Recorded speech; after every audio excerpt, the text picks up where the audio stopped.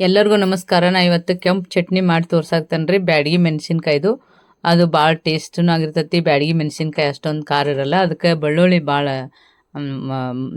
ಬೆಳ್ಳುಳ್ಳಿ ಭಾಳಷ್ಟು ಹಾಕ್ಬೇಕ್ರಿ, ಅಂದ್ರೆ ಅದು ಟೇಸ್ಟ್ ಬರ್ತೈತಿ. ಈಗ ನೋಡ್ರಿ ಬ್ಯಾಡಗಿ ಮೆಣಸಿನ್ಕಾಯಿ ತೊಗೊಂಡು ನಾನು ಚೆನ್ನಾಗಿ ತೊಳ್ಕೊಂಡವನ್ನ ಈ ಮಿಕ್ಸಿ ಜಾರಿಗೆ ಹಾಕೊಳಕ್ತೇನೆ ರೀ.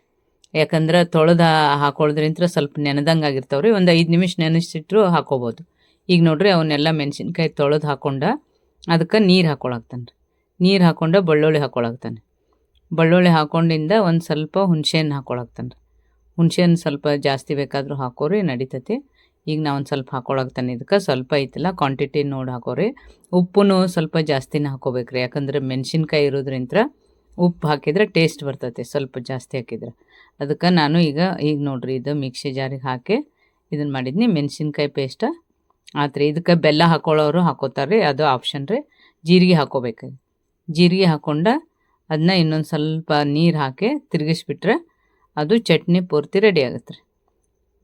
ನೋಡಿರಿ ಈಗ ಚಟ್ನಿ ಎಷ್ಟು ಚಂದ ಬಂದೈತಿ. ಇದು ಏನೂ ಇರೋಂಗಿಲ್ಲ, 5 ನಿಮಿಷನಾಗ ಆಗುತ್ತೆ ರೀ. ಮತ್ತು ಬೆಲ್ಲ ಹಾಕೊಳ್ಳೋರು ಇದ್ರೆ ಇನ್ನೂ ಟೇಸ್ಟ್ ಬರ್ತೈತಿ.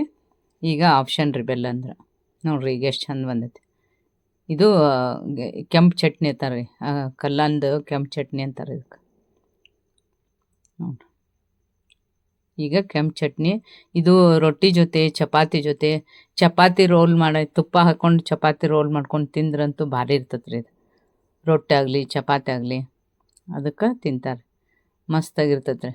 ಇದಕ್ಕೆ ಒಂದು ಸ್ವಲ್ಪ ತೊಗೊಂಡು ಈರುಳ್ಳಿ ಹಾಕೊಂಡು ಇಟ್ಕೋಬೇಕು. ಅಷ್ಟಕ್ಕೂ ಈರುಳ್ಳಿ ಹಾಕಿಬಿಟ್ರೆ ಅದು ಕೆಟ್ಟು ಬಿಡ್ತೈತಿ. ಅದಕ್ಕೆ ಒನ್ ಡೇದು ಮಾತ್ರ.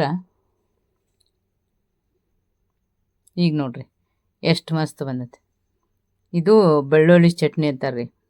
ಇದು ಬೆಳ್ಳುಳ್ಳಿ ಬ್ಯಾಡಗಿ ಮೆಣಸಿನ್ಕಾಯಿ ಬೆಳ್ಳುಳ್ಳಿ ಚಟ್ನಿ ರೀ. ಭಾಳ ಅಂದ್ರೆ ಭಾಳ ಟೇಸ್ಟಾಗಿರ್ತೈತಿ, ಭಾರಿ ಆಗಿರ್ತೈತಿ ರೀ. ರೊಟ್ಟಿ ಜೊತೆ ಚಪಾತಿ ಜೊತೆ ಎರಡಕ್ಕೂ ಬರ್ತೈತಿ. ನೋಡಿರಿ ಮಸ್ತಾಗಿರ್ತೈತಿ.